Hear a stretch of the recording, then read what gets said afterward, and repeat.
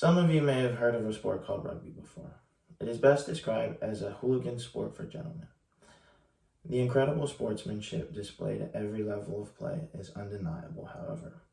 The sportsmanship is only displayed after knocking each other over for 80 minutes. The sport of rugby is rapidly growing in the United States, and if you were willing to give it a try, I wanted to inform you on the sport. First, I will discuss what it is. Then I will discuss how it is played. And lastly, I will discuss some things to consider before you go diving into any rugs. Firstly, I would like to discuss what it is.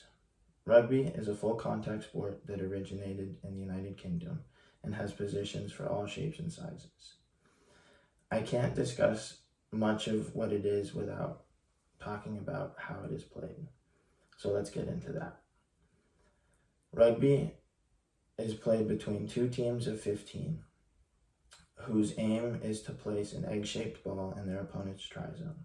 This can only be done by running the ball forward and sometimes kicking it. The ball can only be passed laterally, and the game has two main set pieces called scrums and lineouts. Whoever has more tries at the end of this 80 minutes is decided the winner. As I mentioned earlier, it is considered a hooligan sport for gentlemen. So while you do share a meal with the team afterwards, it is not for the faint of heart. The last thing I'd like to discuss is injuries behind the sport of rugby.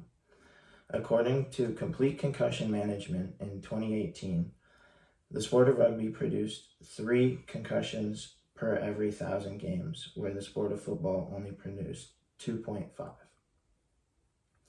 A group of doctors at The Ohio State University in 2016 found that the sport of rugby produced 15.2 injuries per every 1,000 games, where football only produced 4.9. I would like to point out that the injuries of football are much less severe than those of rugby. According to Stats Performance, the amount of set pieces have decreased since 1987. I've gone over what the sport of rugby is, how it is played, and some things to consider before starting it. I would like to leave you with a joke that we have in the rugby community, that is, soccer is 90 minutes of pretending like you're hurt, and rugby is 80 minutes of pretending like you're not.